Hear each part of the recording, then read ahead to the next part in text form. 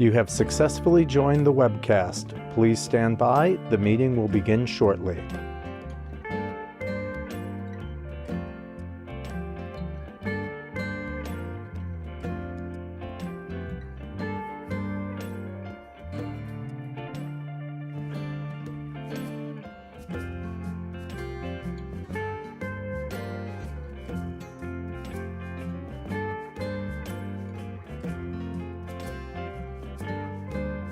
You have successfully joined the webcast. Please stand by. The meeting will begin shortly.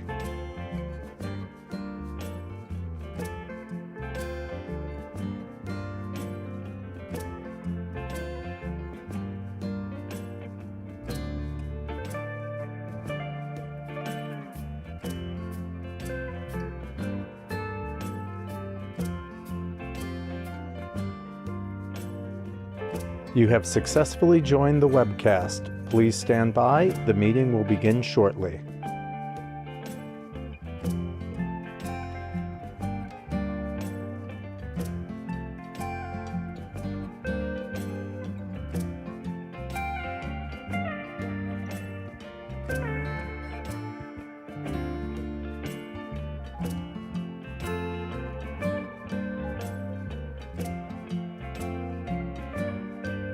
You have successfully joined the webcast. Please stand by. The meeting will begin shortly.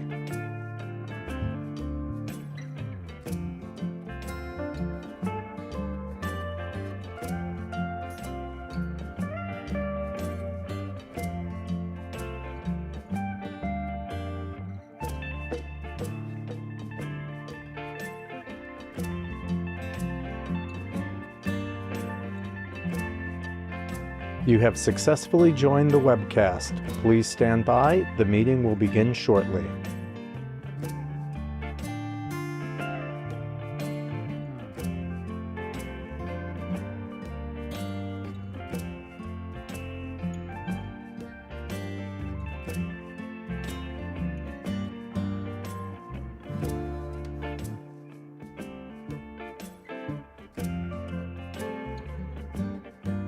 You have successfully joined the webcast. Please stand by. The meeting will begin shortly.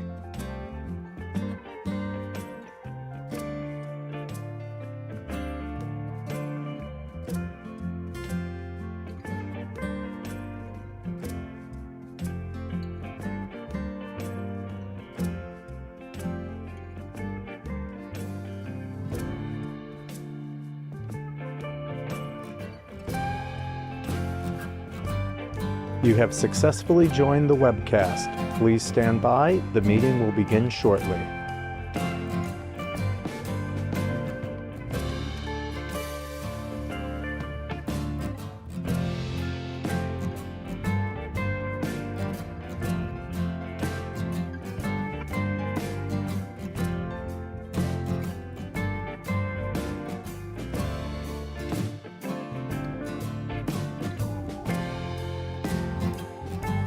You have successfully joined the webcast. Please stand by. The meeting will begin shortly.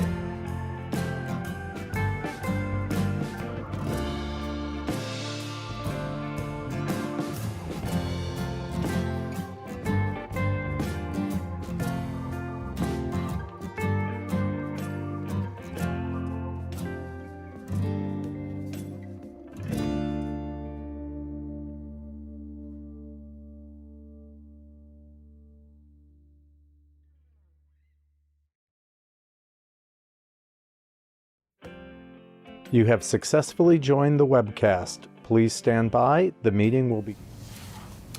We're on the air. All right. Okay, well, thank you.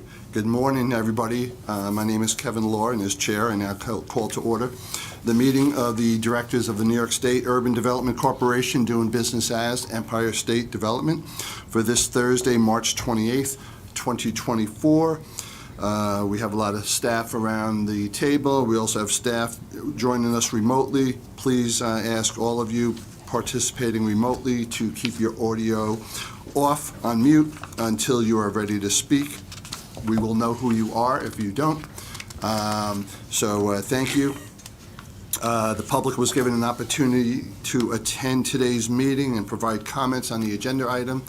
And I'll note for the record, we do not have any members of the public in attendance today. Also, the public was given an opportunity to provide written comments on the agenda items by noon yesterday, and also no comments were received from the public regarding any of today's agenda items. All of the directors were provided the written materials in advance of today's meeting, and of course are free to ask questions at any time during the presentations. I'll now ask, do any directors have any potential conflicts of interest with respect to any of the agenda items for today? Benson? DFS will recuse itself from the Armory Square item and the director insurance item. Good, so that's item 4A and item 7F. And we'll repeat that when we get to those items in the agenda, so we'll let the record reflect that.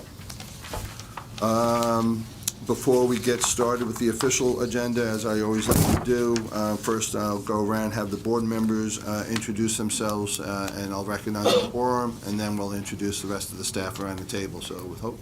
Hope Knight, President and CEO. Hilda Rosario, Escher Director. Benson Martin, designee DFS. John? John Wong, board member. Very good. So I'll recognize we have a quorum to conduct business, and then I'll ask the staff members to identify themselves here at the table, starting with Noah. Oh, I'm sorry. I passed right up.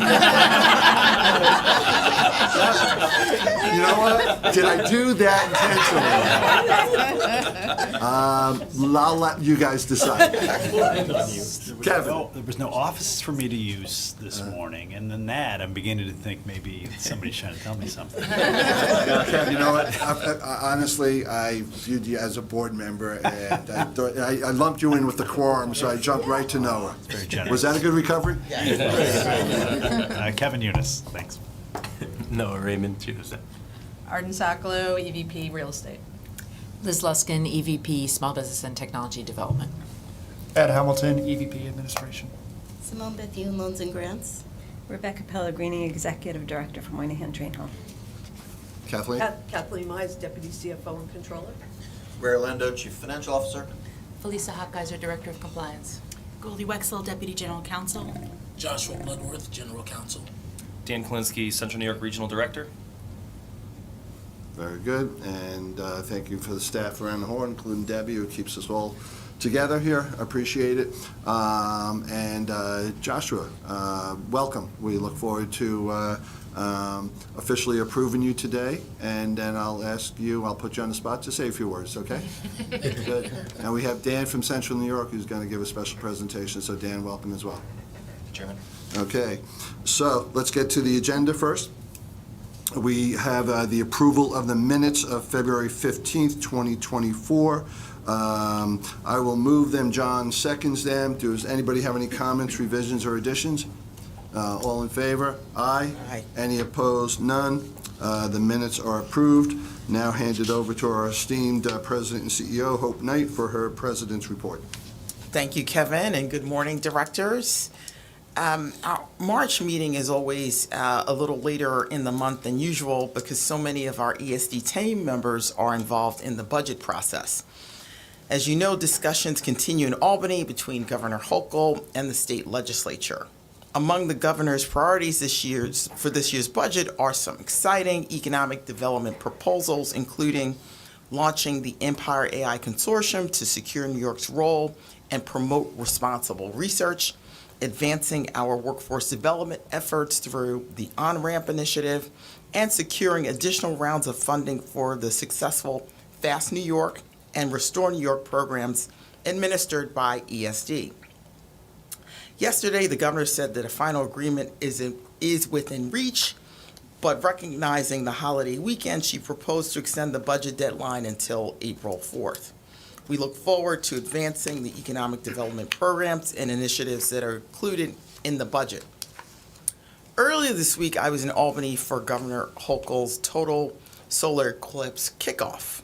New York State is in the path of totality for this rare cosmic event on Monday, April 8th.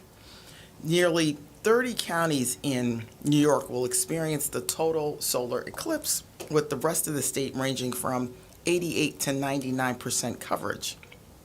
ESD has been a part of the governor's interagency task force for the past 17 months.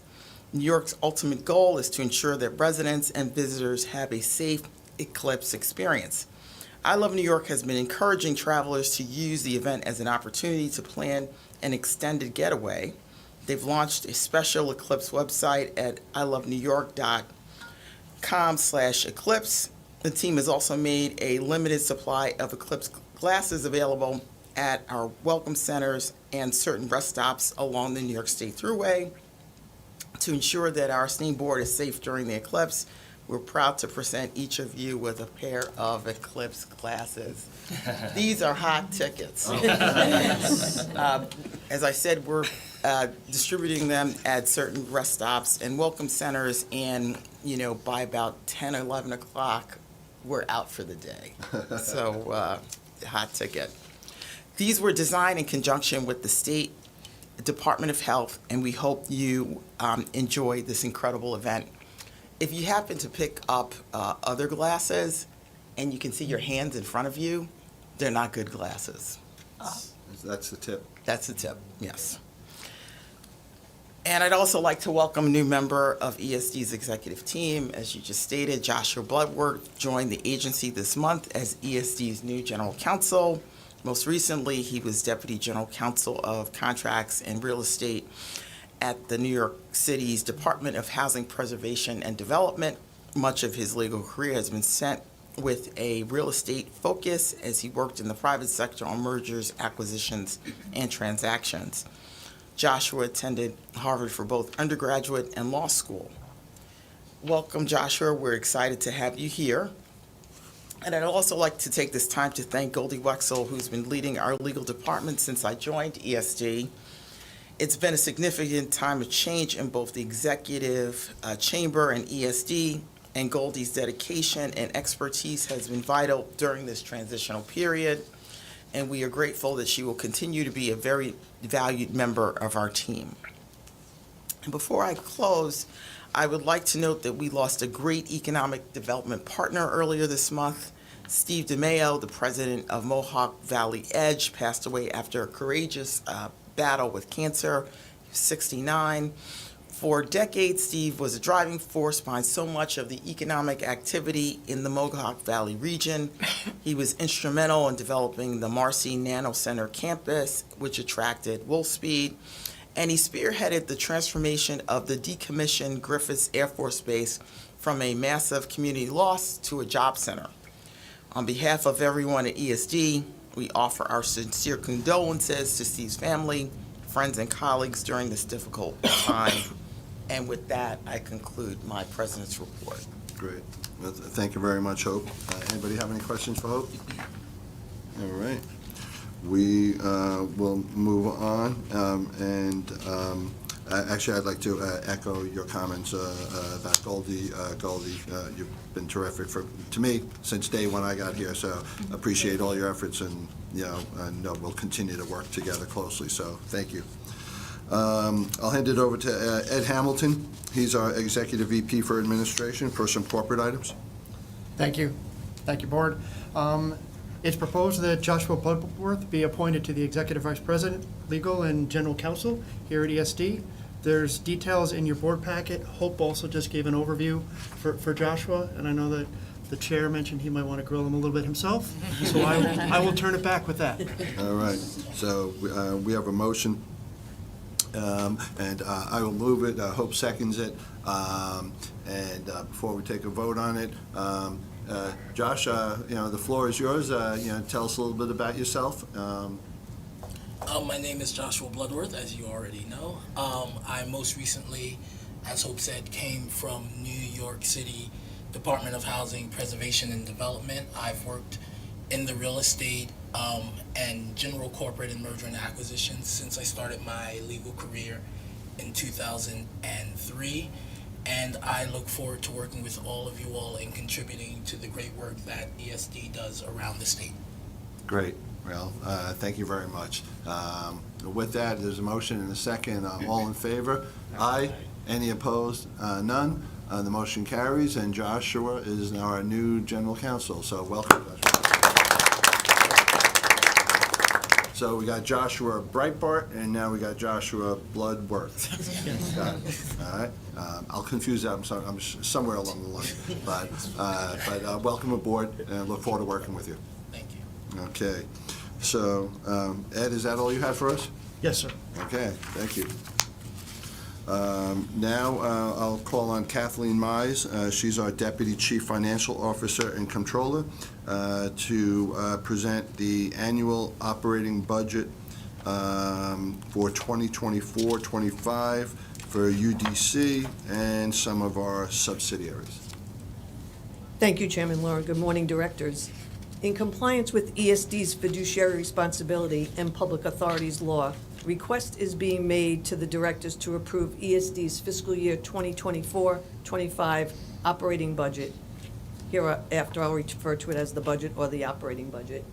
The approximately $143.6 million budget includes operating costs associated with the administration and oversight of existing economic development programs such as Connect All, the State Small Business Credit Initiative, SSBCI, and various statewide real estate projects, as well as additional programs and initiatives in Governor Hochul's proposed fiscal year 24-25 executive budget.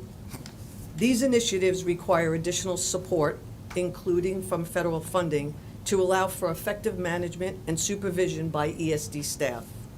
Among the new initiatives proposed by the governor is the redevelopment of underutilized sites for housing initiative, known as RUSH, which will support the repurposing of existing state sites and properties for use as housing, and the on-ramp program that Hope mentioned in her report. The operating budget includes expenses associated with the administration of economic development programs and projects on behalf of the state, but does not include any proposed programmatic state appropriations for specific programs that have been included in the governor's proposed executive budget or prior years' enacted budgets. The budget includes approximately $88.8 million of total personal services expenses, including salaries and fringe benefits, which will allow ESD to successfully develop, launch, and manage existing new and expanded programmatic portfolios with the staff required to do so, particularly within Connect All, GoSemi, SSBCI, and workforce development, and areas within ESD that directly support those initiatives, such as our IT, loans and grants, finance, and legal teams.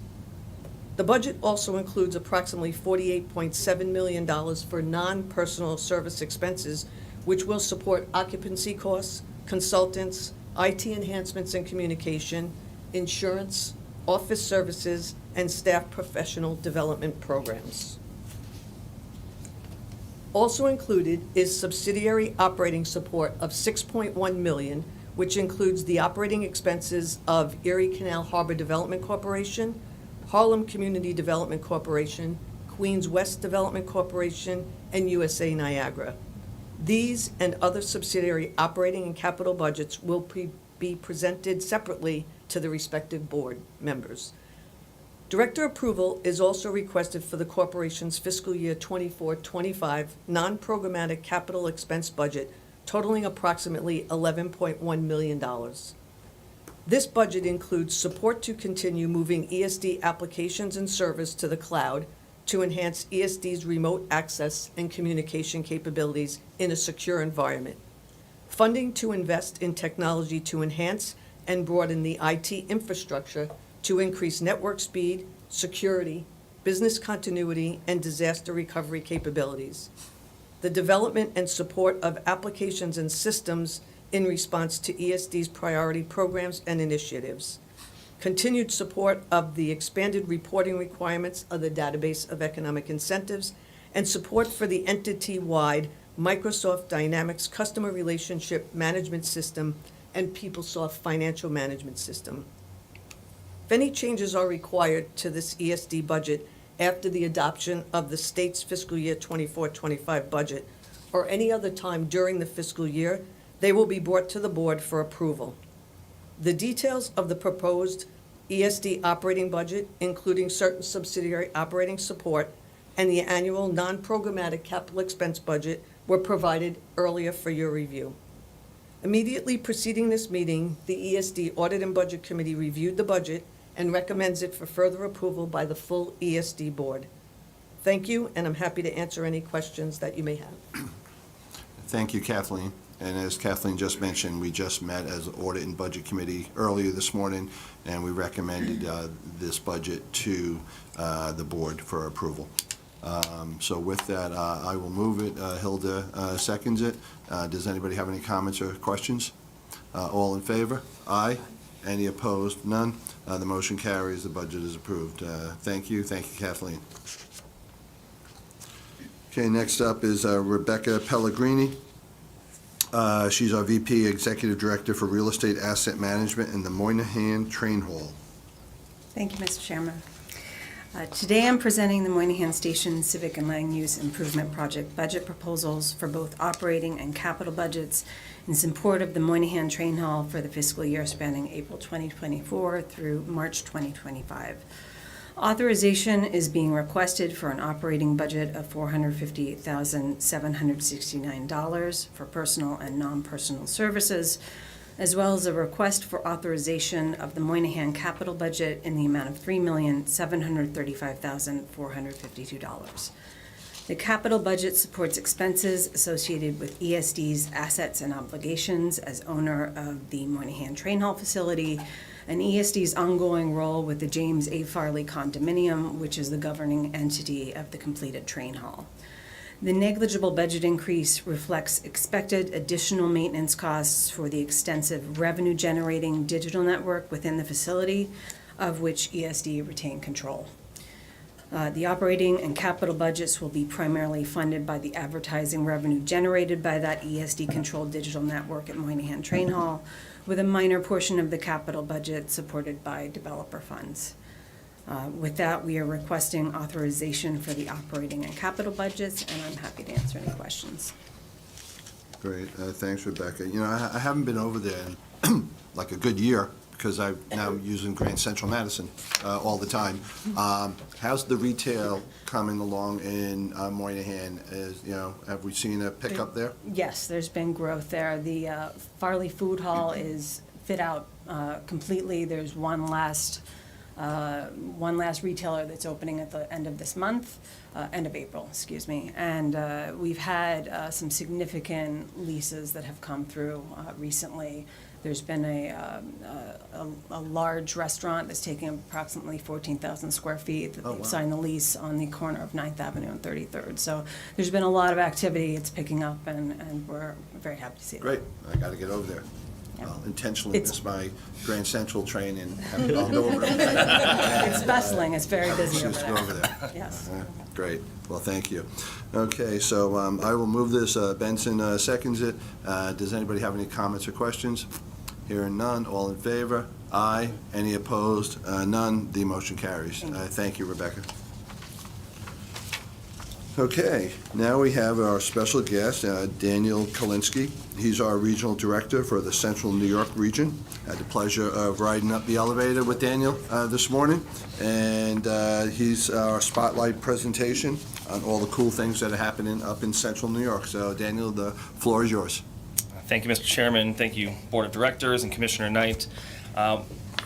When my team got together to talk about what we wanted to present today, there were really two things that we hope that you take away from this presentation. The first, obviously, being that you could understand all the cool things that are happening in Central New York. There's been a lot going on over the last 10 years.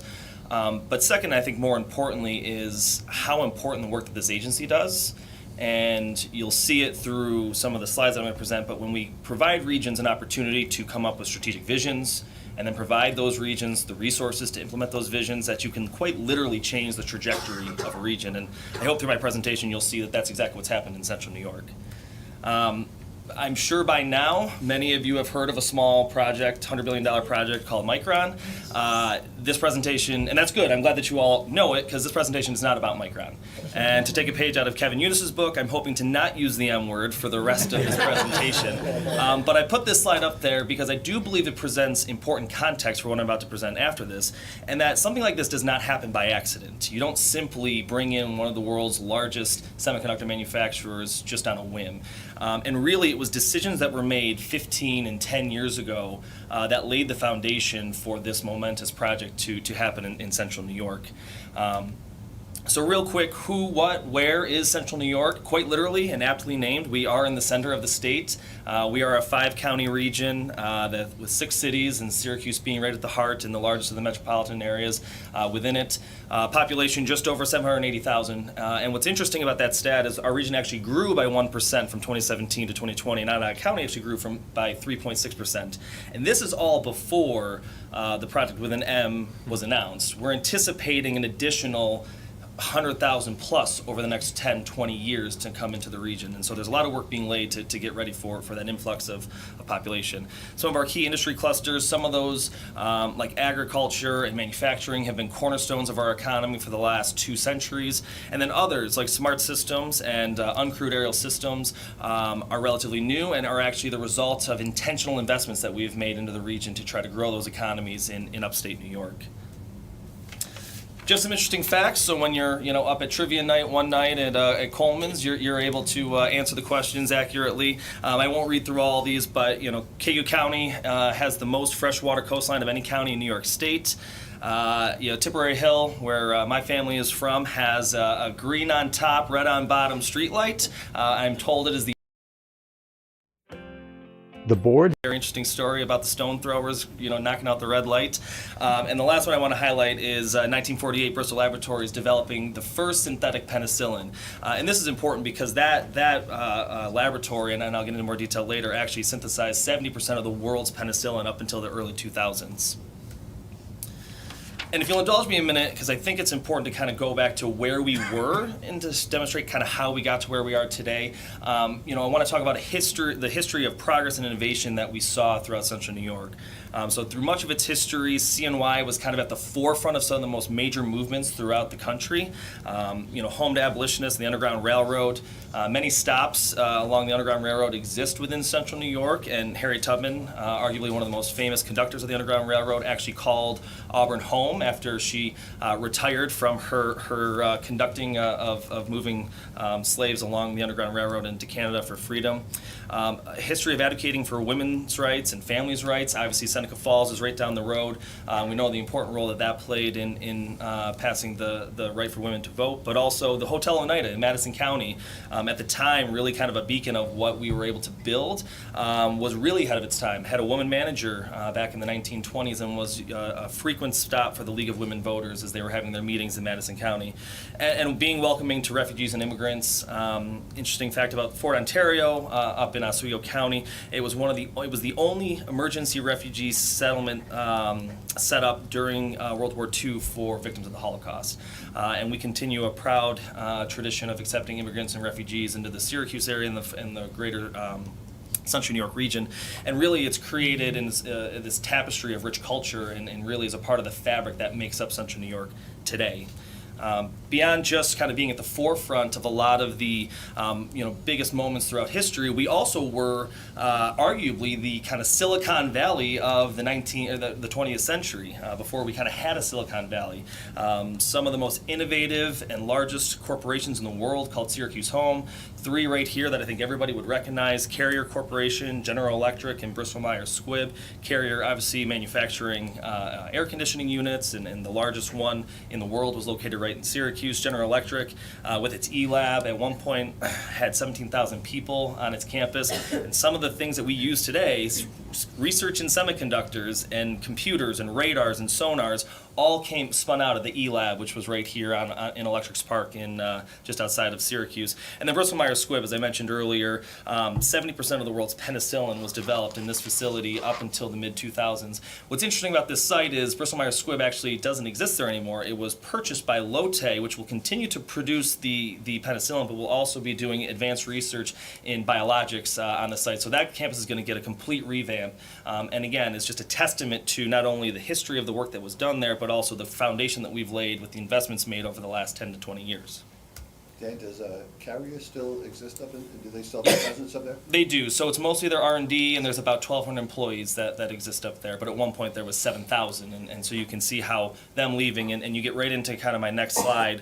Like many of the industrialized cities in the Northeast and the Midwest, globalization, and quite ironically, the cooling of the South, which allowed it to be industrialized via air conditioning, led to many of those jobs leaving upstate New York, whether they were going over to overseas or if they were moving to the South. And so headlines like these were all too common during the 90s and 2000s. Layoffs strike the heart of Syracuse, forgetting its proud economic history. Syracuse loses its future.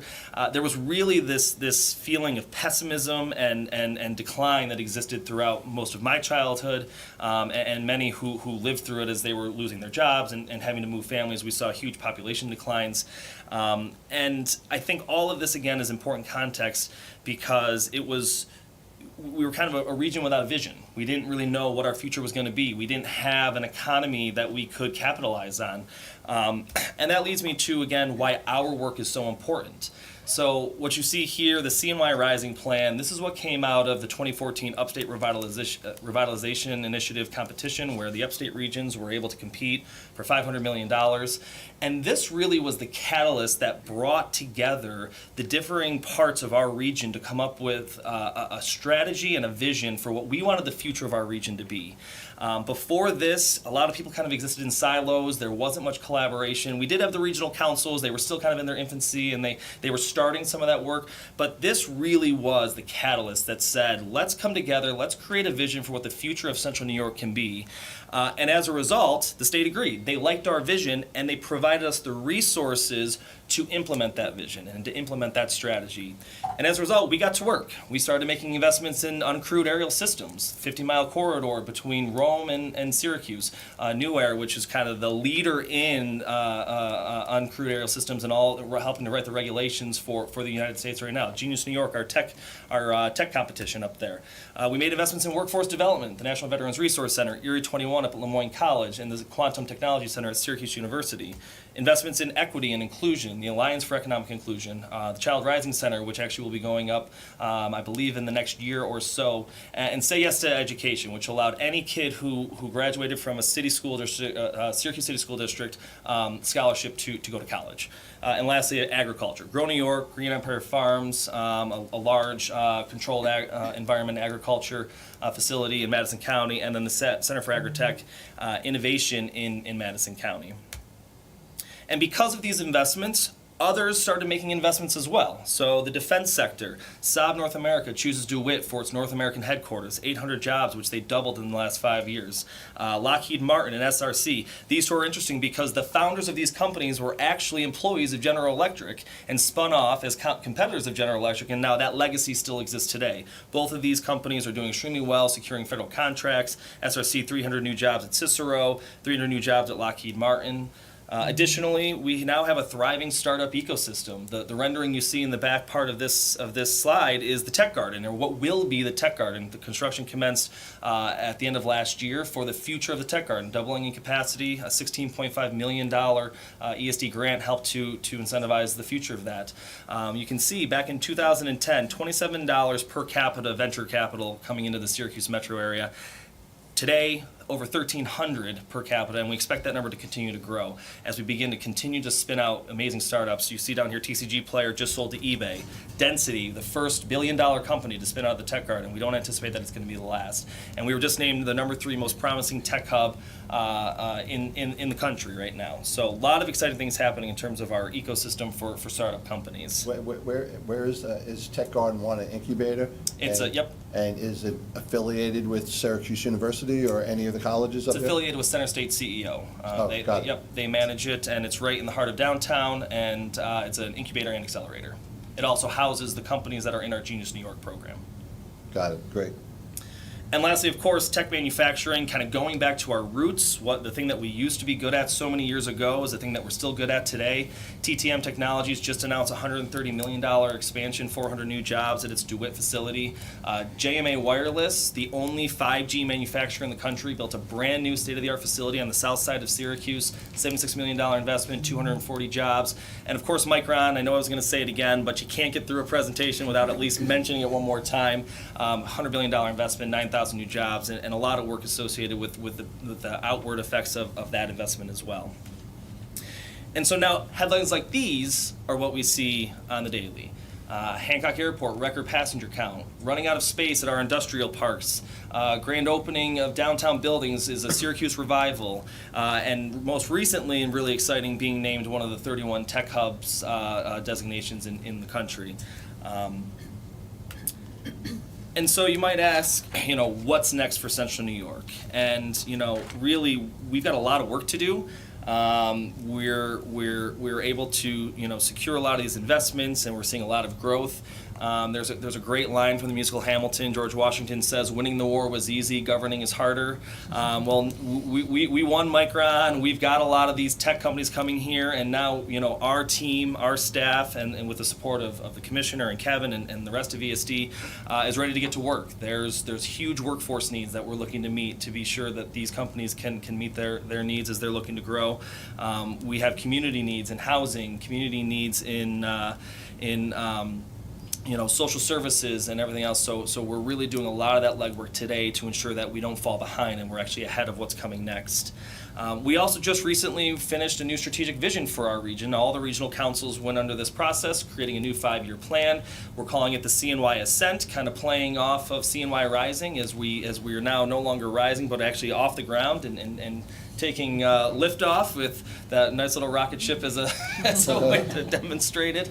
And things like equity and inclusion and collaboration, kind of being at the forefront of what we're looking to do as we're implementing this plan. We're actually going to be holding a regional council meeting later in May, where we're going to be inviting the Mohawk Valley's co-chairs and my counterpart Allison to join us because the building we're going to be in actually straddles our regions, and so we're going to bring them in to talk about more cross collaboration between the regions, because the things that happen in Central New York are not unique to Central New York. While some of the ways that we fix them might be, the workforce and housing are across all regions, and so we're starting to see ourselves less as individual regions in upstate New York, and I think more as a super region. And the tech hubs really helped jumpstart that. We're also, as I mentioned, we were designated a federal tech hub. We just recently helping to support the cohort up there of the 3 cities submitted the phase 2, and we're hoping to have good news on that sometime later this year. The Community Engagement Committee, which came out of the MOU signed with Micron and the Community Investment Fund, is wrapping up some of its due diligence out in the community. We're hoping to have a community priorities document released later this year as well, and we've been helping to staff that and to really engage the community. And then we're also performing a CNY housing study right now to kind of see what are the needs of the community, as we know housing is an urgent one. And why all these things are important beyond just kind of the day-to-day ESD activities is the moment is so big that we have to make sure we get it right. And I know Kevin says this all the time, and I feel like I'm probably have my inner Kevin energy right now.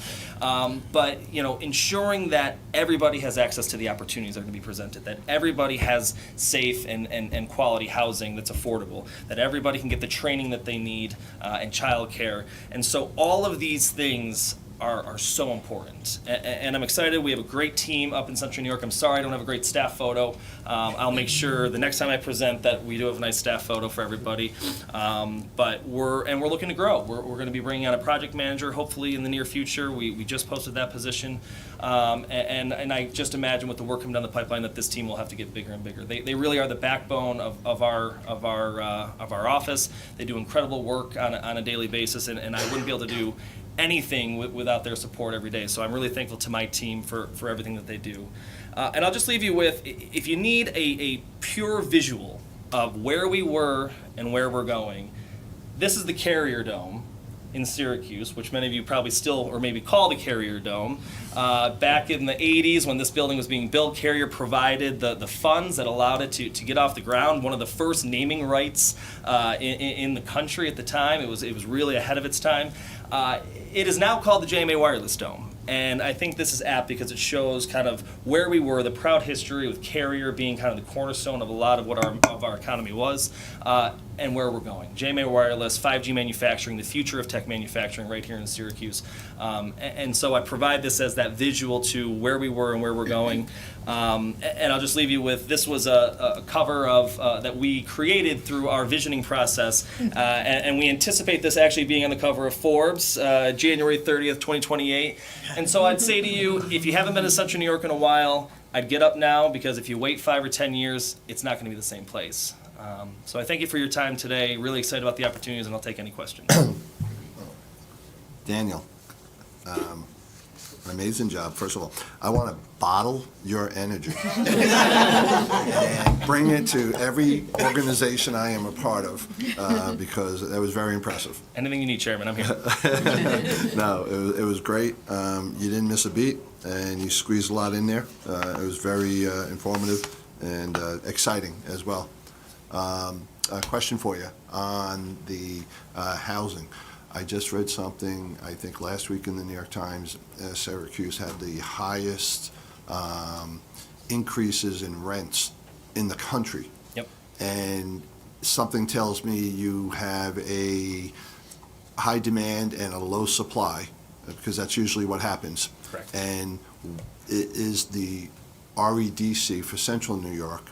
Are you guys making housing, some type of priority, and what's the landscape up in your 5-county region?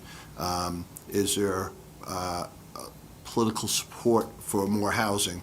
I know it's a big priority of the governor's, and a lot of times she gets a lot of pushback. Yeah. It's absolutely one of the top priorities and top of mind, both of the regional council and of the agency. As I said, we're doing the CNY housing study right now. We're hearing from each of our municipalities who all want to do their own individualized housing studies to get a sense of what they have available. So I'd say, yes, there is a lot of political support to adding new housing, and actually a lot of great initiatives that are taking place right now. The city of Syracuse is developing a housing trust where they're going to actually be able to empower that organization to purchase homes, renovate homes, put them back on the market. We've got projects like the Shopping Town Mall, former vacant shopping mall that's going to be going online and hopefully starting construction next year. That'll be 900 new units when that's all said and done. Great Northern Mall, another vacant mall. That's, I believe, 1,000+ units that's going to go online there. So there's a lot of things that are in the works right now. But it's expensive. As you're aware, especially in places like the city of Syracuse, the cost to renovate our homes to get them safe and quality is more than what the home would be worth after you're done with the renovation. So we're trying to figure out strategies for how we can offset those costs and ensure that we have livable, walkable neighborhoods. Got it. Okay. Great to hear. Again, great job. Any other board members have any questions for Daniel? I know that we had some conversation about the new immigrants coming to Syracuse. Can you talk a little bit more about it? Yeah, so as I mentioned, we have a history of both accepting immigrants and refugees, but we're also still today, I believe the average is we bring in 300 annually. We've got 3 great refugee resettlement organizations in the city of Syracuse, and we've begun working closely with them, not only to ensure that they have what they need just for basic living, but also identifying what are the skill sets they bring with them. This really is an untapped resource in terms of workforce that we're hoping to lean into, and so working with our partners of both, mapping out skills that exist and how do we get them the certificates that they need to, maybe they were a doctor or a nurse or an engineer in their home country, and how do we utilize those skills for the jobs that are open today. There's 7,000 job openings right now in Syracuse, and unemployment's at its lowest in 40 years. So there is an absolute need to find everybody, and it's an all of the above approach. But also ensuring that we continue to be a welcoming community. I think we did a focus group recently in the city school district with the community engagement committee, and we asked each of the students, what is your favorite thing about the city of Syracuse? And about 1/3 of the responses were the diversity. And I would agree. I think it really makes up an incredible place to live, and I have a 1-year-old daughter. I'm excited that I get to raise her in such an amazing place. Awesome. Thank you. Great. Thank you, Great Jan. energy. Yes, love it, you know. Awesome. No, I'm going to ask you if you could send around his presentation to all the board members, especially the ones who weren't here. Yeah, because it was a good job. All right, so, and I think we all agree that these special spotlight presentations have been very helpful and informative, educational. And and one other telling thing, your very last slide, Daniel, and it's the same with all of the presentations we've seen in the past. You got a lot of work to do, and you got a lot done with a pretty tiny staff. You know, all the regional offices seem to be like under 10. You know, so you know, kudos to you and your team. Thank you. All right. Okay, let's move on to our regional projects. And we're going to start in Western New York, and we have Erin Carrero, our Deputy Director of ESD's Western New York Region Office. Good morning, Chairman, Commissioner, and Directors. The Directors are requested to approve a grant of $539,187 to the Westminster Economic Development Initiative, WEDI, or the organization, to be funded from the Regional Council Capital Fund, Round 8. This funding was to support the renovation of a 15,283 square foot warehouse, which would serve as an event space and business incubator called the Westside Bazaar. WEDI was founded in 2006 by members of the Westminster Presbyterian Church. The organization's original focus was to improve the quality of life for underserved residents of Buffalo's West Side by providing elementary-age children opportunities to develop skills for college preparation and workforce and career development. In 2012, the organization added a second focus in economic development, which supported underserved entrepreneurs to launch and sustain small businesses. In order to provide adequate space for this new focus, WEDI needed to expand. In July 2018, WEDI applied for funding through Round 8 of the Western New York Regional Economic Development Council. In January 2020, the grantee accepted the incentive proposal extended by Empire State Development and was awarded a grant of $539,187. After purchasing the warehouse in 2019, however, the project was delayed due to the pandemic, and WEDI could not start renovations until August 2022. Renovations included demolition, masonry, utility, infrastructure, and partial roof repair. The total project cost was $4,135,000, and grantee equity was provided through various foundations and contributions, which totaled about $3.6 million. Without ESD assistance, the project could not have moved forward efficiently. The Westside Bazaar opened its doors in October 2023, adding new kitchens for restaurants, test and rental kitchens for independent chefs, classrooms, a stage and bar for events, seating for 200 plus patrons. The Westside Bazaar has become a cultural hotspot, offering delicious food and unique products from a diverse group of cultures and ethnicities. The Small Business Incubator currently holds 12 businesses, including 8 restaurants, a cookie bakery, and a food-centric bookstore, and has expanded its customer base from 80,000 to 120,000. And with that, I'll take questions. Great. Thank you, Erin. Any questions for Erin? Hearing none. I will move this. John seconds it. Any other questions or comments? Hearing none. All in favor? Aye. Any opposed? None. The motion carries. Thank you, Erin. We'll move over to the Finger Lakes region where we have 2 items. And we have Laura Fox O'Sullivan, our Regional Director of ESD's Finger Lakes region, on the phone. Thank you, Chairman, and good morning, Directors. We are asking the Directors to approve a $500,000 working capital grant to ROC 2025 from the Urban and Community Development Program. The grant supports a portion of the cost for consultant services totaling $1.5 million to support the preparation of the application from the Buffalo-Rochester-Syracuse federally designated Smart I-Corridor Tech Hub for the Phase 2 funding competition in support of its semiconductor and related supply chain ecosystem initiated by EDA from the Regional Innovation and Tech Hubs program. The consultants will provide essential analytical, strategic, and coordination assistance to compile the application to apply for grant funding in the amount of $50 to $70 million to amplify the region's microelectronics and microchip supply chain ecosystem and attract new businesses and startups to the region that support innovation to build the workforce of the future and strengthen the U.S. economy and national security. ROC 2025 was established in 2019 as a public-private alliance of economic growth organizations serving the Finger Lakes region. It is one of 3 lead entities to team up for this project, along with Center State CEO in Syracuse and the Buffalo Niagara Partnership, who worked together to establish the New York Semiconductor Manufacturing and Research Technology Innovation Corridor, also known as the New York Smart Eye Corridor. The team successfully submitted an application that, in the fall of 2023, designated the corridor as a new technology hub eligible for $10 billion in federal stimulus investment over the next 20 years. The regional technology hub will enable the Rochester, Buffalo, Syracuse region to become a global leader in semiconductor technology, enhancing their regional semiconductor manufacturing capabilities while ensuring economic opportunity for underserved communities. And as Dan mentioned in his presentation, that was successfully submitted, this application, at the end of February, and we're hoping to have good news for everyone in the summer. Any questions? Thank you, Laura. Any questions for Laura? Hearing none. I will move this. Hope seconds this.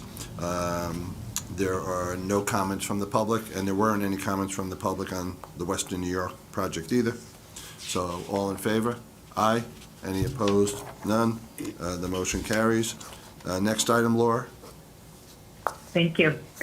We're asking the directors to approve a $56 million capital grant to GCEDC, the Genesee County IDA, from FAST New York.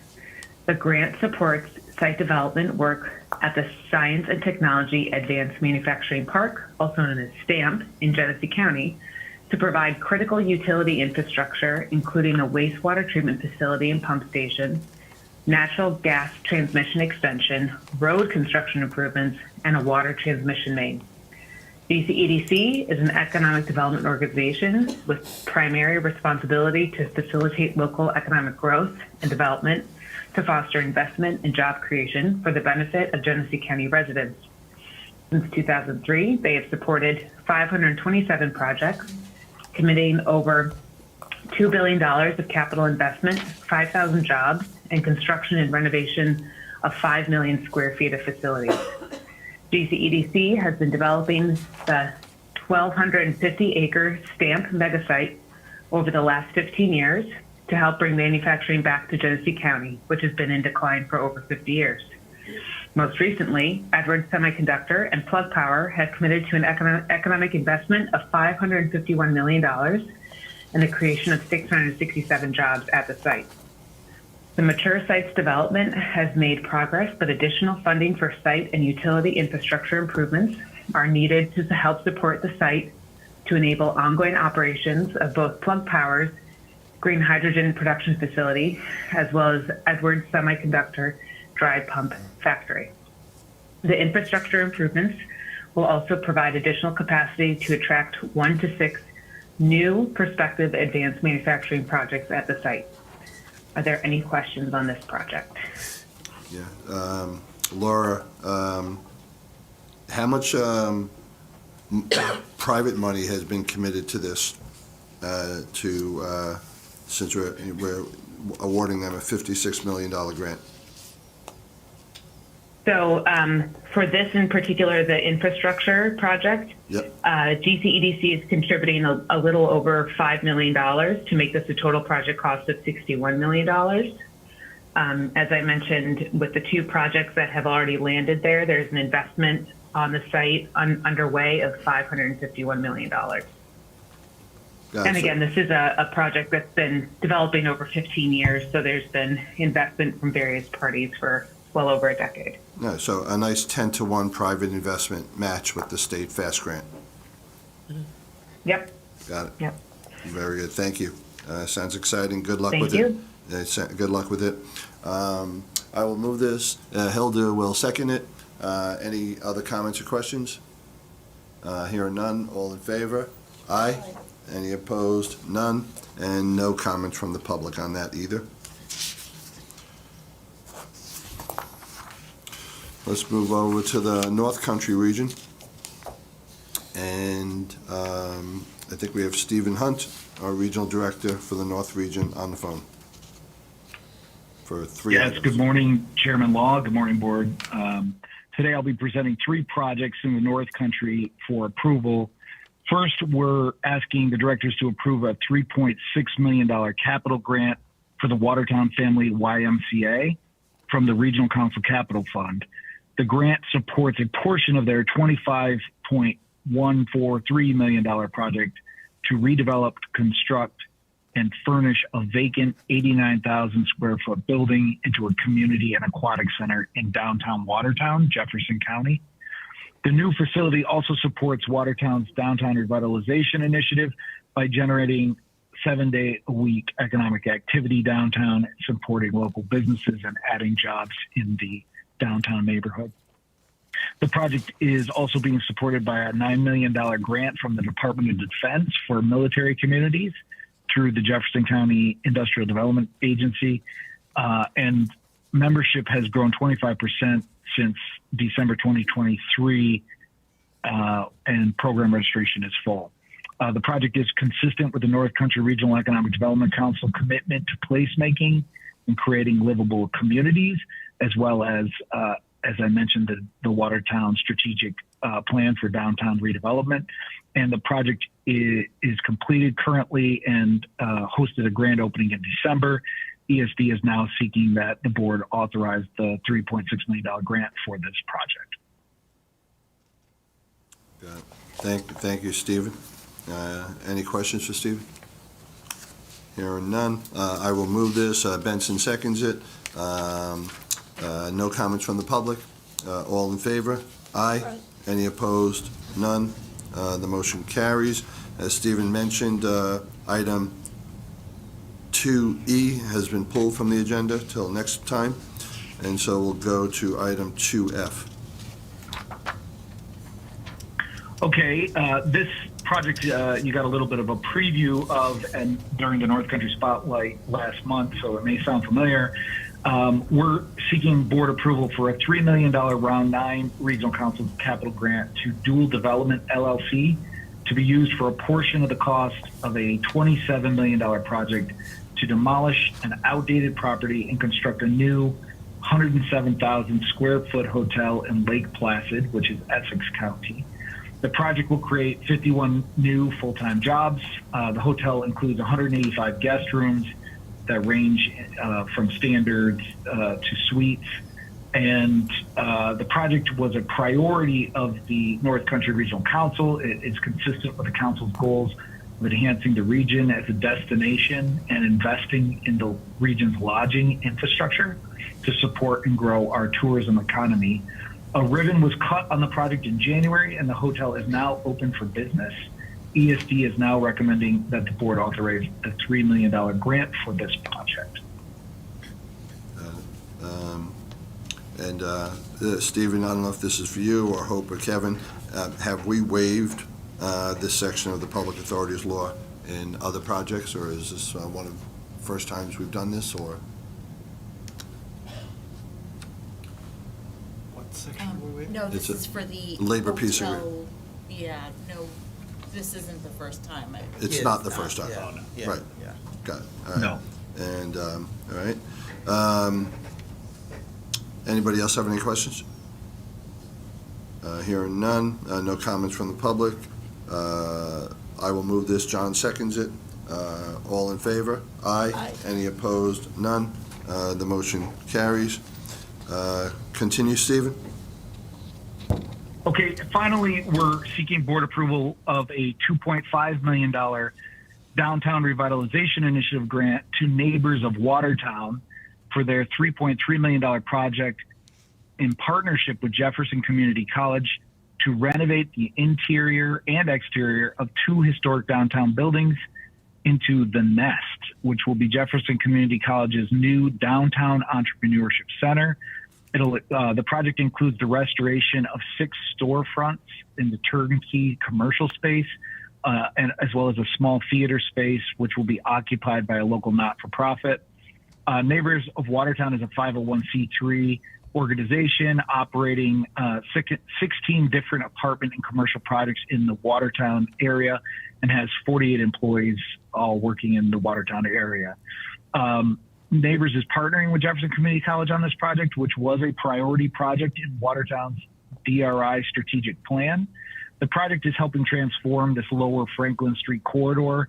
It will provide incubator space for small entrepreneurs, as well as reactivating the last remaining historical theater in the city of Watertown and providing an opportunity for performing arts groups, as well as a venue to hold public events and training seminars.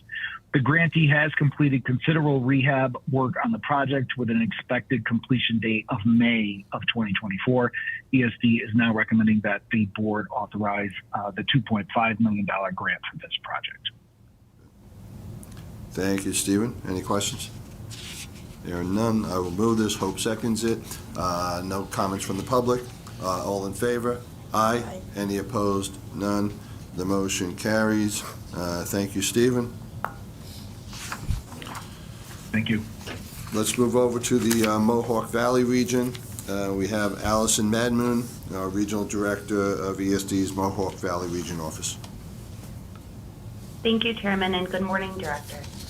The Directors are being asked to approve a FAST New York Track C capital grant of $14 million to be used for a portion of the cost of site development efforts for the Marcy Nano Center site in Marcy, Oneida County.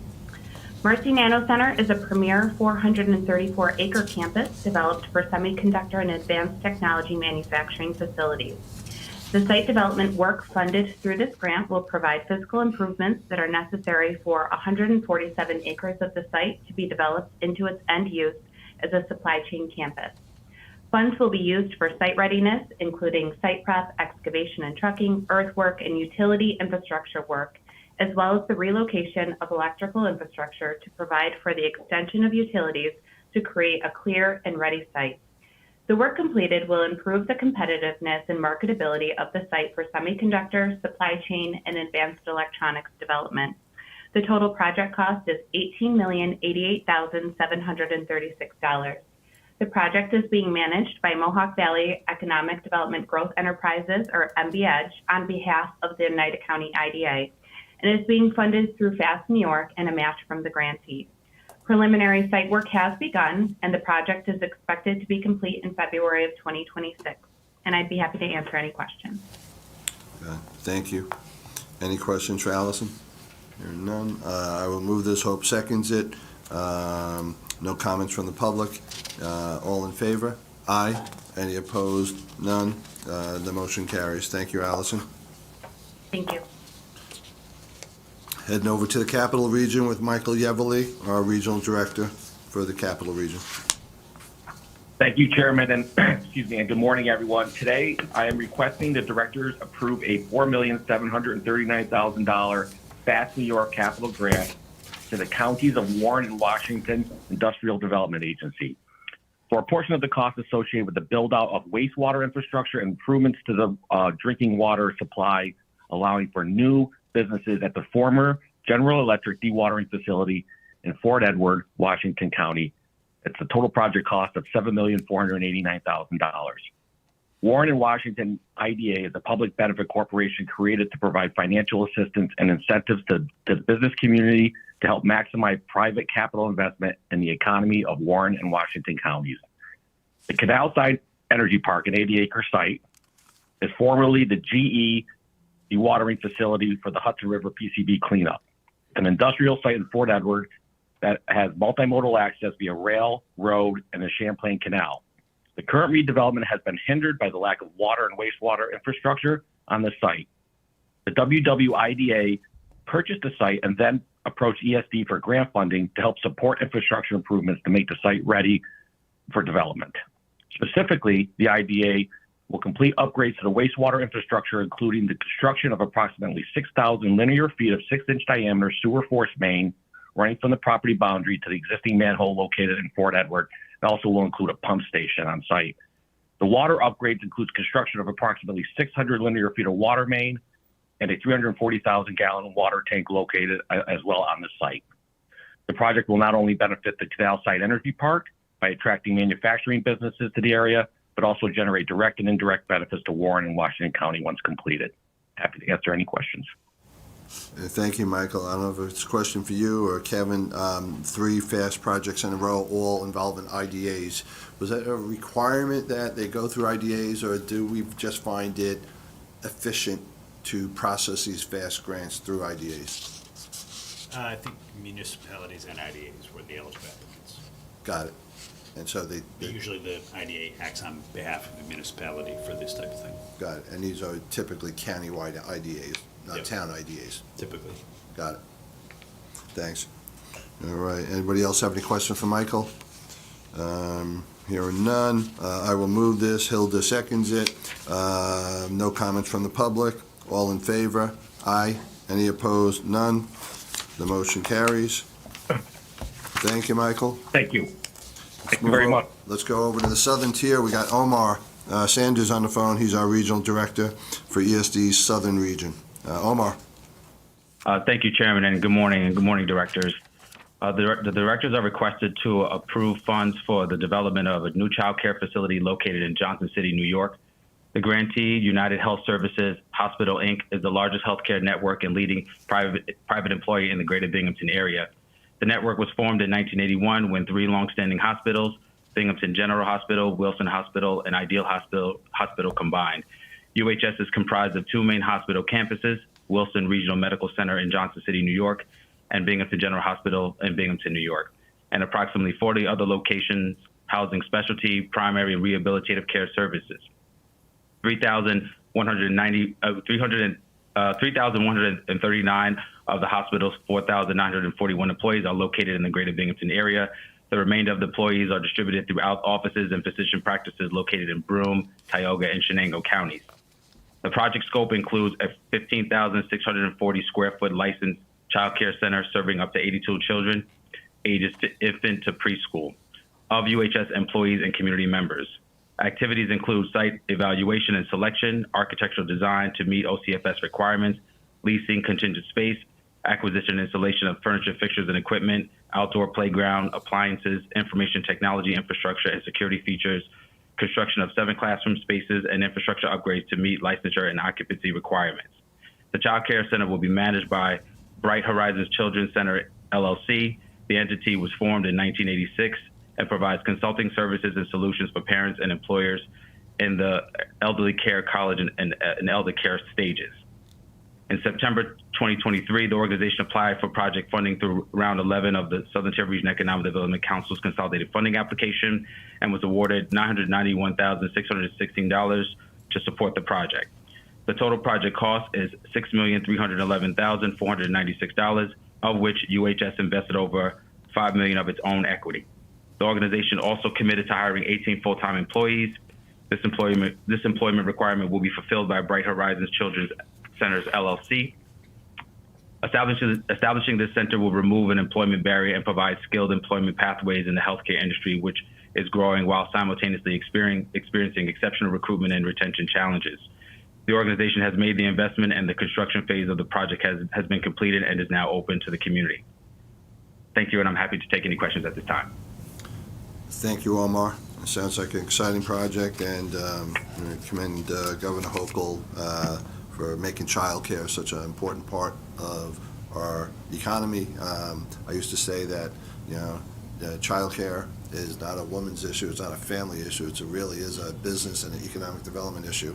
And it's great the governor's so committed to it, and that ESD is playing a role in helping to facilitate creating more slots for children, which at the end of the day helps our businesses. So exciting. Any questions for Omar? We have no questions from the public. I will move this. Benson seconds it. All in favor? Aye. Any opposed? None. The motion carries. Thank you, Omar. Thank you. All right, we're now going to hear from Kelly Baccarizzo, our Director of Tourism Grant Programs, for some Market New York grant programs. Yes, good morning. We're asking the directors to approve a Round 13 working capital grant of $660,000 from the Market New York Tourism Grant Fund to the Fort Ticonderoga Association in Ticonderoga, New York. Founded in 1909, Fort Ticonderoga Association, also known as Fort Ti, is a nonprofit organization located in the North Country region and operates as a major cultural destination, museum, historic site, and center for learning. Fort Ti will commemorate the 250th anniversary of the American Revolution, advertise and promote Northern historic sites in New York State, showcase the region's historic significance, and expand their digital footprint for cultural heritage tourism. Grant funding will specifically be used to support marketing efforts for the commemorative period, updating their website to streamline family activities, new programs, world-renowned collections, and special events. Fort Ticonderoga has met the match requirement of 50% for the $660,000 grant for a total investment of $1.32 million. The project is currently underway, and I'd be happy to answer any questions. Thank you, Kelly. Any questions? There are none. We have no comments from the public. So I will move this. John seconds it. All in favor? Aye. Any opposed? None. The motion carries. Thank you, Kelly. Thank you. Let's move over to our Restore New York Communities Capital Grant Programs. We have Simone Bethune, our Senior Project Manager and Coordinator of Projects for Loans and Grants. Thank you, Chairman Law. Good morning to everyone. We are seeking Director's approval for one Round 4 Restore New York grant in the amount of $500,000 to the City of Watertown in the North Country region. The project involves the rehabilitation of a 28,357 square foot, 3-story building which had previously operated as a Masonic temple. The building experienced years of neglect, falling into disuse in the early 2000s and remaining vacant until it was purchased by 242 Washington Street, LLC in 2013.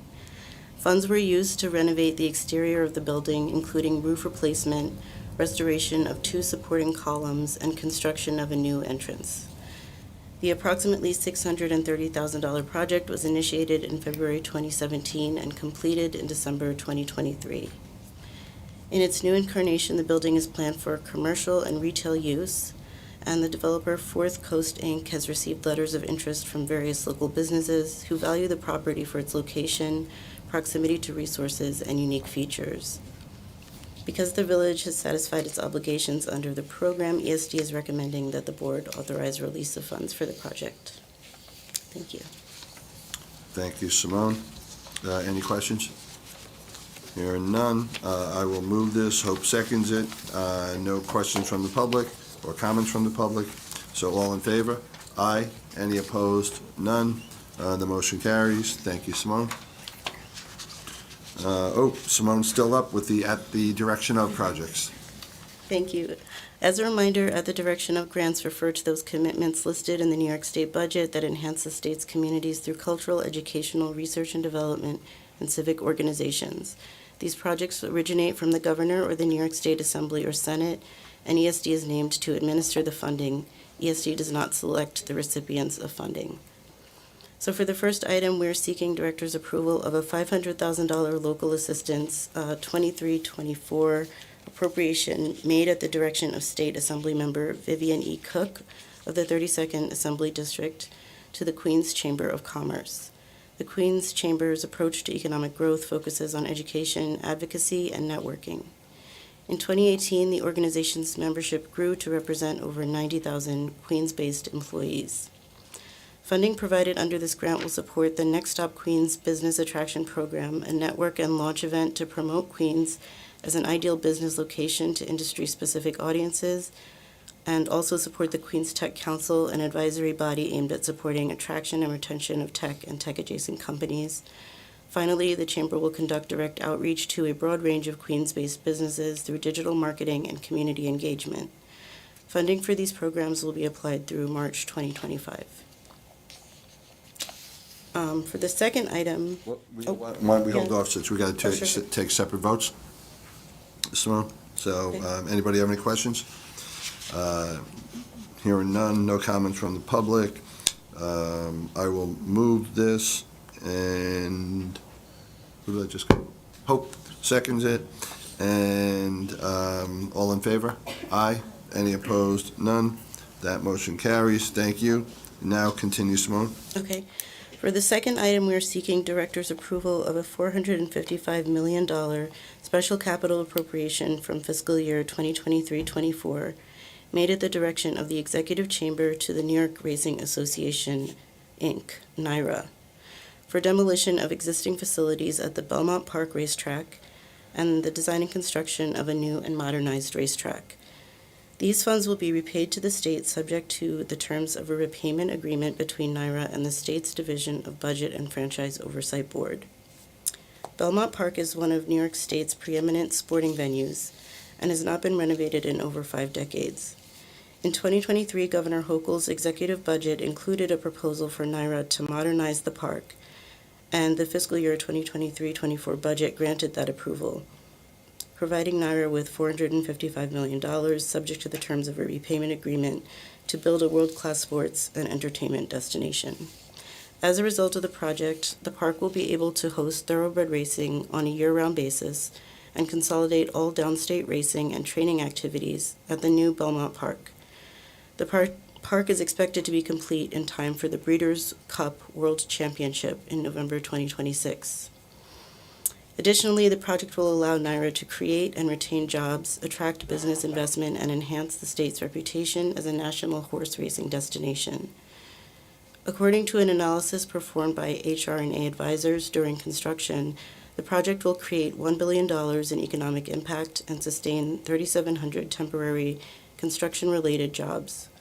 Following completion of construction, Belmont Park is estimated to generate $155 million in annual economic impact and support 740 permanent full-time jobs, creating $51 million in annual labor income. This concludes my presentation, but I believe someone may be joining us from the Franchise Oversight Board. No? To answer more questions? Robert Williams, are you on? We were trying to get somebody, but he may not be able to join, so. Good. Is Robert on? Good. Tell Robert I said hello if you're talking to him. Thank you.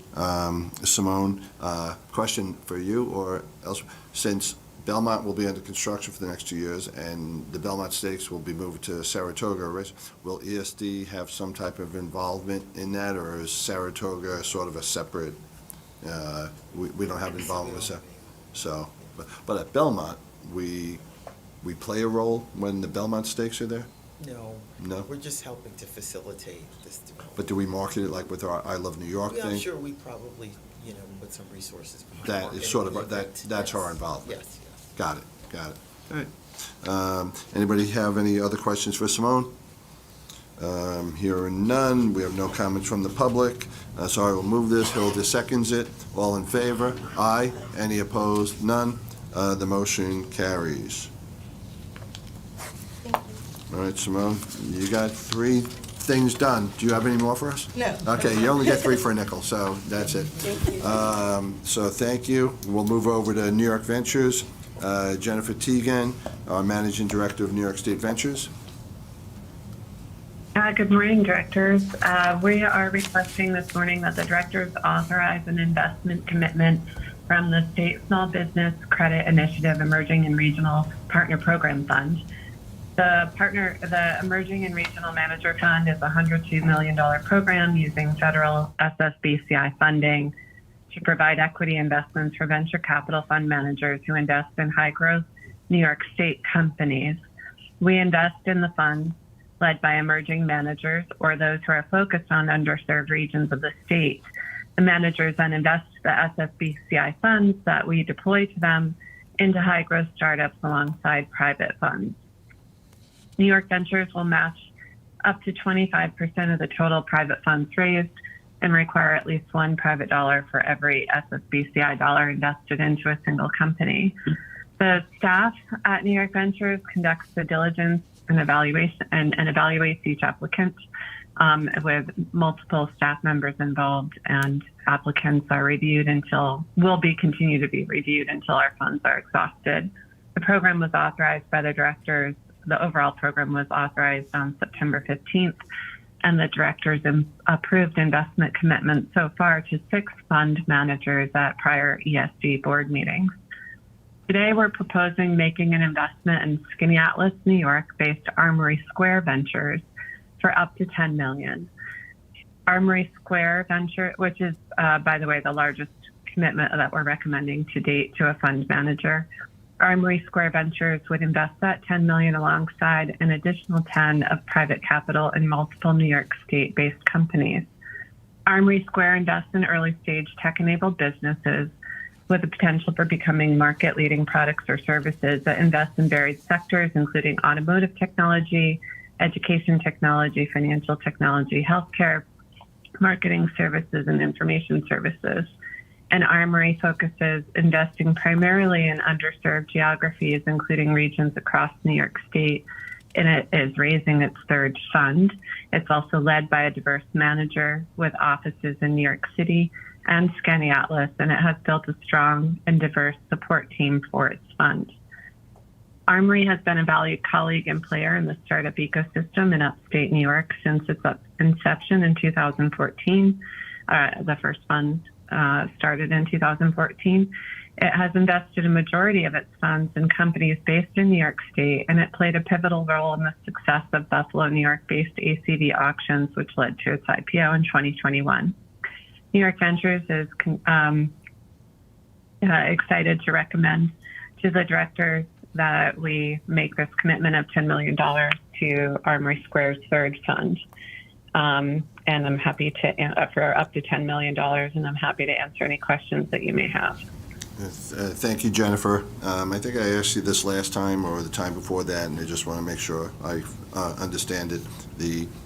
So we get these federal funds through SBBCI, and then we are then making this grant to Army Square Venture Capital, and then they'll invest it in companies in the various sectors that you just highlighted. And do we play a role in the decision of what Army Square decides, or do we just give them the grant and we let them and their investment committee make the decisions as to which companies we invest in or they invest in? Yeah, sure. So first, I just want to clarify, it's not a grant, it's an investment of capital, and we do expect to get, or we hope to get a return on our investment with them, just like any other limited partner would into it. But we have provided them through a limited partnership agreement with the fund, with the parameters by which they can make those investments. But ultimately, once they agree and we both sign off on that agreement, then the decision is theirs to make as to what they'll invest in, given the program regulations and guidelines that we've outlined in that partnership agreement. Okay, got it. So we're an investor with them, but we're sort of the limited partner. They're the general partner. They make the decisions. We go along for the ride. Although a lot of it is a lot of reporting reports that comes back to us. But we do make sure they're following the program regulations and guidelines all along the way. So that as they draw the capital and make the investments, we're aware of what they're investing in and why, and we make sure they're following the guidelines of the program. Got it. I know you guys have all these great acronyms and programs, and so that's why sometimes I get confused. So with the New York State Ventures, that is an investment from ESD, and then refresh my recollection, what's the name of the program where we actually give grants to companies who are then investing? We're investing in all of them. We're always an investor, Yes. and we're not doing grants. Through the ventures. For New York Ventures, we're an investor. Right. There are, I think my colleague Ben at NYS has some grant programs, and obviously there's a few others in the small business division that are grant programs, but my team specifically makes investments. Yes. Got it. Yeah. Right. But there are other programs where we're actually giving grants. Yeah. Right. And most of our programs are beyond the ventures are financing. So the grants are a small part of what we do. A lot of it is either debt or equity. Got it.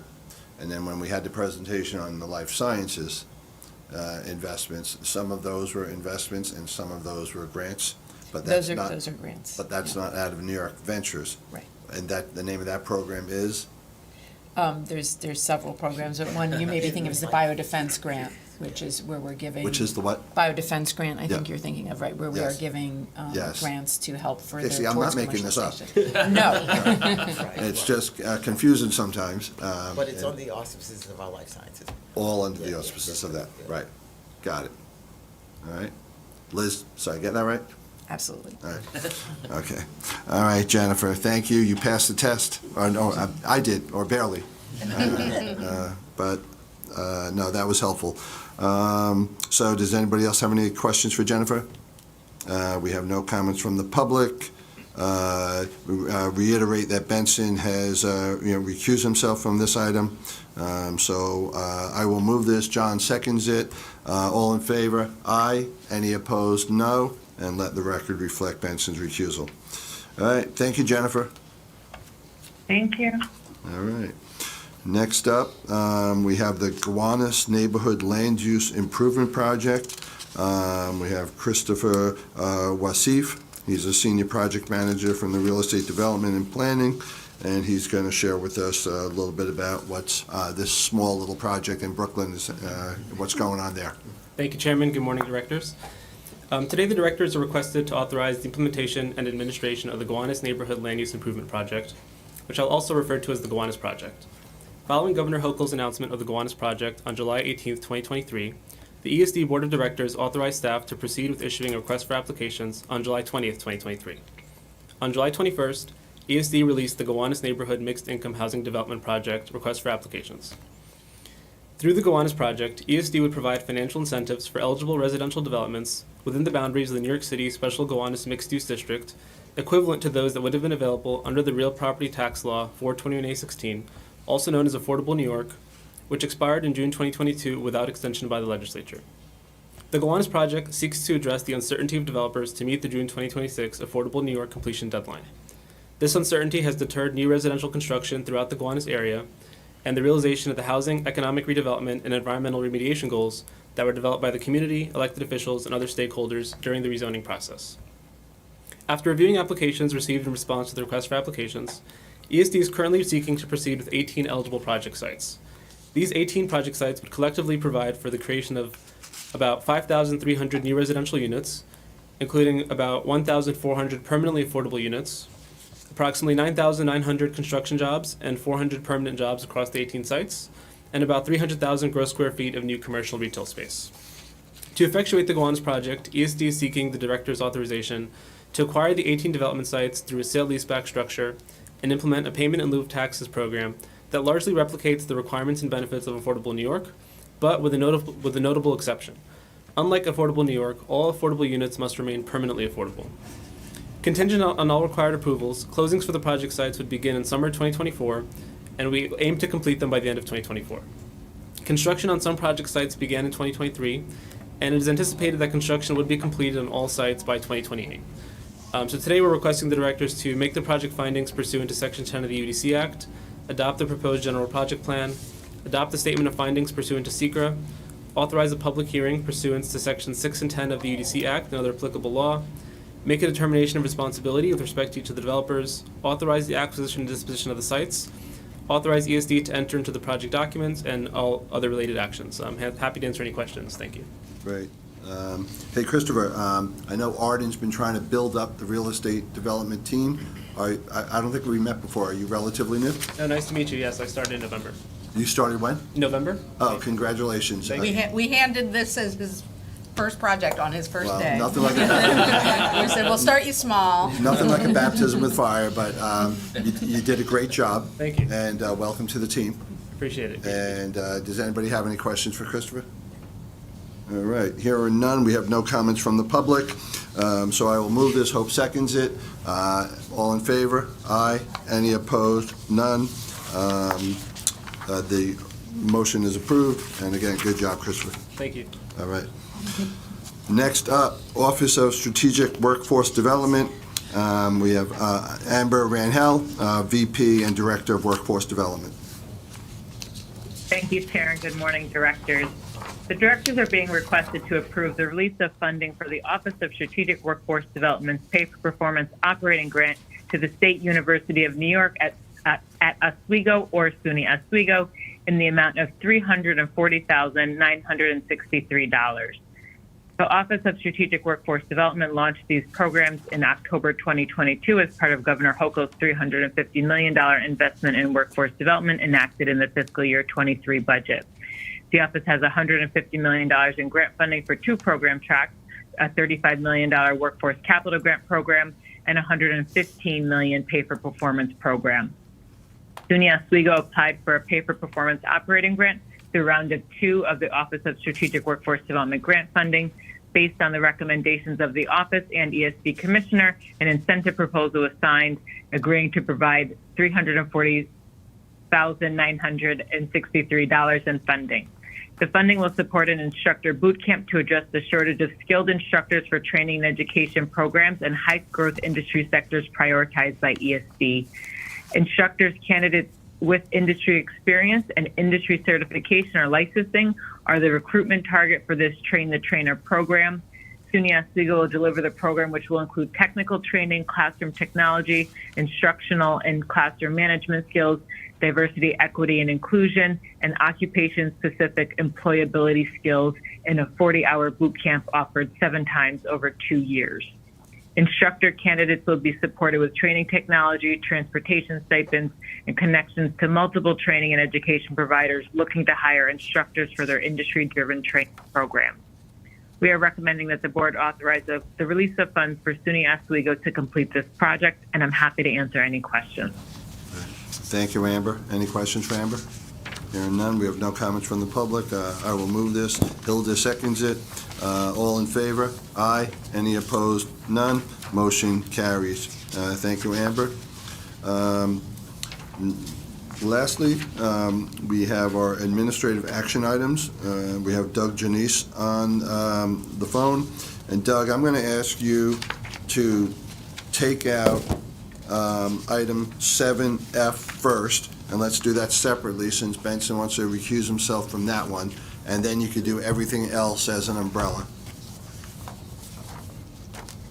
Okay, Chairman, that actually works out because we have an amendment to that item that I'll discuss shortly. So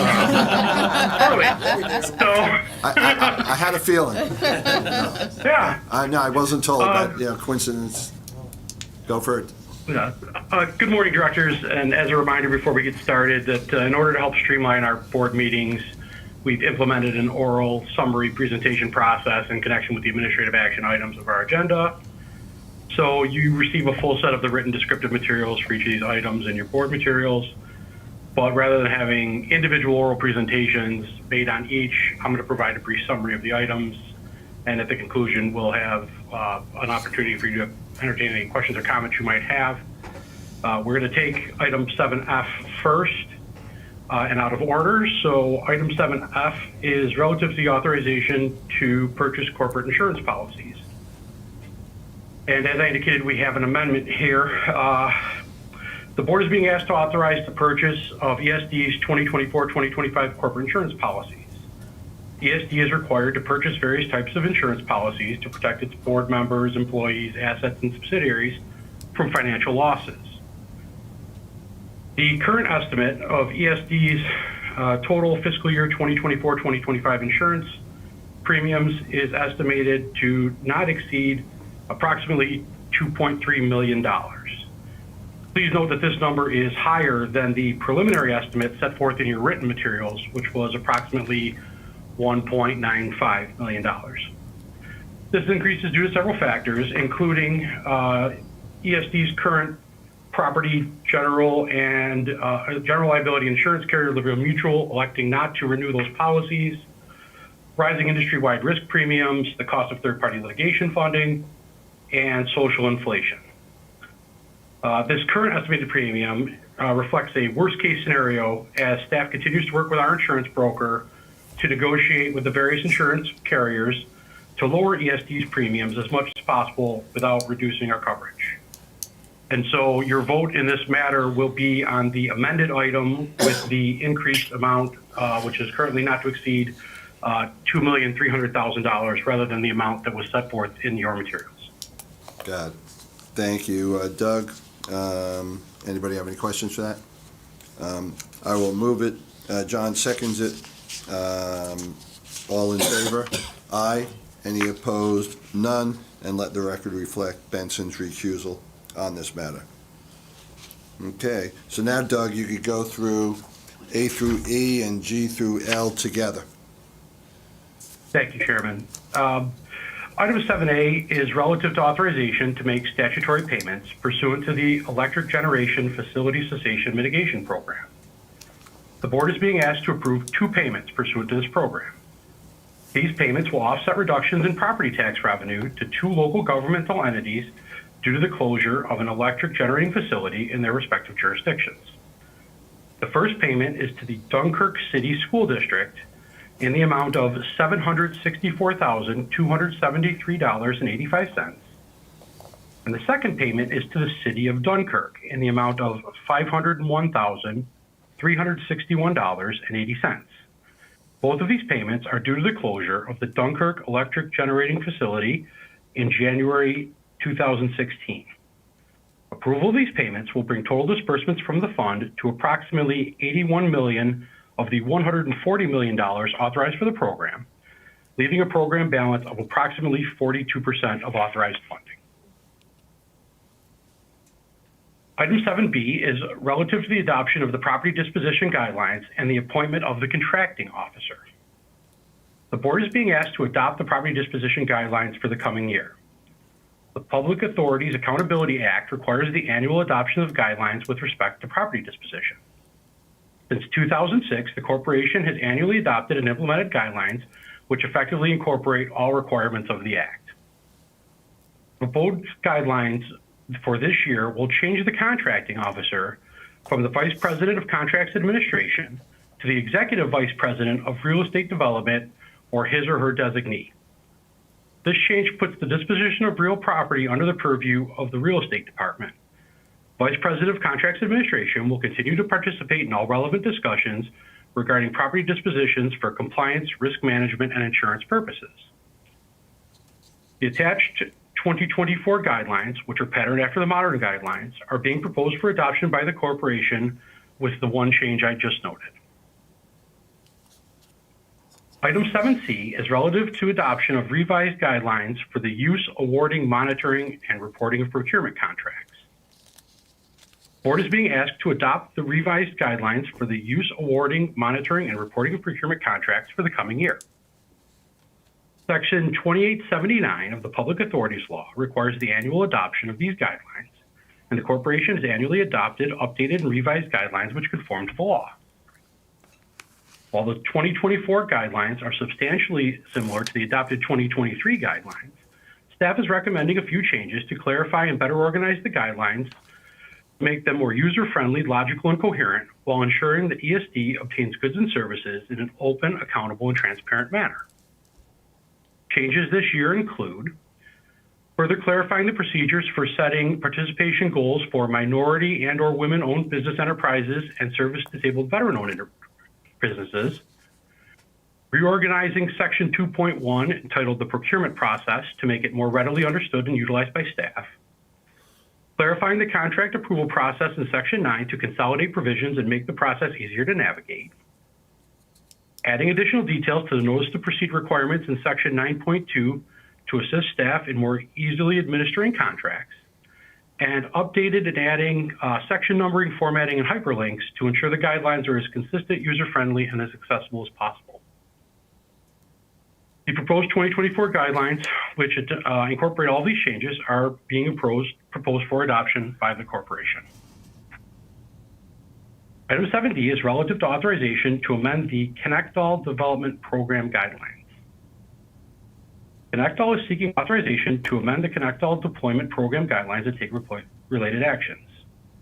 In recognition that several counties have already completed substantial planning and analysis work to identify underserved and unserved locations in their jurisdictions, and have conducted competitive solicitations to select ISP partners to deploy service to those locations, Connect-All will utilize a portion of its funding for the Connect-All Deployment Program to support and accelerate these pre-existing county-led projects, where the standards of the ISP selection process and the quality of service to be delivered meet the requirements of ESD's program. The amended guidelines specify approaches Connect All may use to deploy funding in these circumstances. Item 7E is relative to authorization to amend certain program guidelines for the Office of State Workforce Development. Strategic Workforce Development, I apologize. ESD's Office of Strategic Workforce Development has updated the program guidelines for both the Workforce Development Capital and Pay for Performance operating grant programs to include an updated rolling application process featuring a proposal stage and increased feedback from OSWD staff. Other changes include the expansion of the maximum potential operating grant awards from $1 million to $2 million for projects serving one region, and up to $10 million for projects with a physical presence in multiple regions, in addition to other technical changes.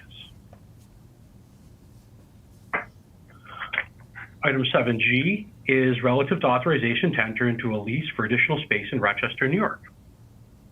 The board is being asked to authorize the corporation to enter into a lease for additional space, office space in Rochester, New York. ESD currently leases approximately 5,000 square feet of office space at 255 East Avenue in Rochester, which serves as the home of the Finger Lakes Regional Office. Recently, staff has determined that there is a need for additional lease space in the Finger Lakes Regional Office to accommodate 5 new workstations for staff. Subsequently, negotiations commenced between ESD and the landlord for an additional 577 square feet of office space directly adjacent to the current lease premises. The additional space will be built out by the landlord to reconfigure the space, upgrade information technology, add new furniture where needed, and to make general improvements, including carpeting and painting. This new lease will run concurrent with the current lease through August 31st, 2033, at a monthly rate of $989 per month through August 31st, 2028, and then at a monthly rate of $1,037 per month from September 1st, 2028 through the end of the term. Additionally, the build-out cost of $63,654.36 will be paid by ESD. The landlord will pay all taxes and operating expenses through the lease term. Item 7H is relative to the authorization to amend a contract with Hunton Andrews Kurth LLP for legal services related to the Belmont Park redevelopment, civic, and land use improvement project. Requested action will amend ESD's contract with Hunton Andrews Kurth LLP to fund the firm's continuing real estate and transactional work on the Belmont redevelopment project. The firm has worked on the project transactions since their inception, and the firm's advice is needed as the project build-out continues. The proposed amendment will extend the contract term to December 2025 for an additional amount not to exceed $250,000. Item 7I is relative to authorization to amend a contract with Reitler, Kalis, and Rosenblatt LLP for legal services related to the State Small Business Credit Initiative Venture and Accelerator programs. The directors previously authorized ESD to enter into a contract for legal services with the firm of Reitler, Kalis, and Rosenblatt LLP for an amount not to exceed $500,000. The scope of services focuses on legal support in connection with the State Small Business Credit Initiative Venture and Accelerator programs administered by ESD's New York Ventures team. It has been determined that additional legal support work is required to continue these programs. Authorization is now sought to amend the contract to increase the not to exceed value or not to exceed amount by $300,000 for a total contract value of $800,000. Item 7J is relative to authorization to amend the contract with Emery, Shelley, Brinkerhoff, and Abadi LLP for legal services related to state and federal constitutional issues. Staff is requesting authorization to increase the contract amount with the firm of Emery, Shelley, Brinkerhoff, and Abadi LLP from $200,000 to $350,000 for legal services regarding state and federal constitutional and related issues on an as-needed basis in connection with the corporation's activities. The firm has been advising ESD on constitutional law matters since 2018, and in April of 2022, ESD extended the firm's contract for an additional 3 years through April of 2025. The firm has been helpful in providing advice regarding ESD's programs and is currently providing ongoing advice related to ESD's MWBE program. Item 7K is relative to authorization to amend a contract with SOSV NY LLC for Life Science Accelerator Services. The Life Sciences team is seeking the director's approval for an amendment to the contract with SOSV NY LLC for the implementation of IndieBio NY, a bioaccelerator that provides early-stage growth-driven companies with venture capital funding, a top-tier educational curriculum, free dry and wet lab space, and access to a global mentor network. The initial contract, approved by the board in November of 2019, contained estimated program participation metrics that need to be adjusted, due in part to the COVID pandemic that started shortly after this contract was executed. ESD remains extremely satisfied with the progress of IndieBio NY to date, which includes more than $100 million of external funding received by participating companies and the completion of 25,000 square feet of leased program space in Midtown Manhattan. There is no change to the contract term or the amount. And our final item, item 7L, is relative to authorization to amend a contract with Dropbox Inc. to continue to provide enterprise user licenses. Directors are being asked to approve a contract amendment with Dropbox Inc. to continue to provide enterprise user licenses. ESD utilizes Dropbox Inc. for file sharing services. Dropbox also provides training and 24/7 telephone and email support as part of this contract to ensure that ESD's data is readily accessible and protected at all times.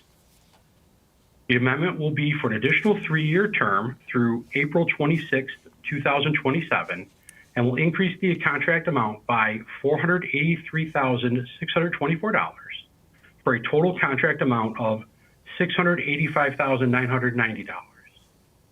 And with that, I will now turn it back to our chair, who will call for any questions or comments you may have on any of the items before calling for a vote. We also have item-related staff on the line today to take any of your questions. Thank you. Thank you, Doug. Don't take this personally, but when you said, and this is the final item, everybody here smiled. No. It's the one advantage of going last, is I know everybody's happy to hear me stop talking. Right. No, you did a great job. A lot of stuff. Of course, all the materials that you mentioned were shared with the board members prior to today's meeting. And I did have one question. I don't know if it's for you or Debbie. I was just surprised on the Connect All guidelines. We didn't receive any comments, because usually we receive comments on anything we do with Connect All. So no public comments on any of these items. Do any board members have any questions on any of these items? So then I will move them. Hilda wants to second this. All in favor? Aye. Any opposed? None. The motion carries. Thank you, Doug. So that concludes the official business for our meeting today. Does any board member have any other item they'd like to raise at this time? Okay, hearing none. We will not be having a board meeting in the month of April. And so our next board meeting will be May 16th. And it very well could be our last meeting in this building. And if our new space is available across the street. I'm sorry? Wouldn't this one be our last? Yeah, this would be our last meeting, which means our next meeting when we get together could very well be in the new space. But we're not going to put any pressure on Hope and the team to make that happen, because we know things happen. And we will meet on May 16th.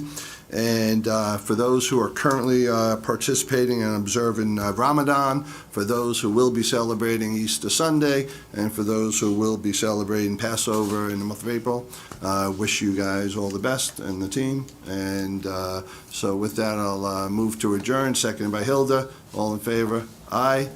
We are adjourned. Good job, team. That was a long question. You have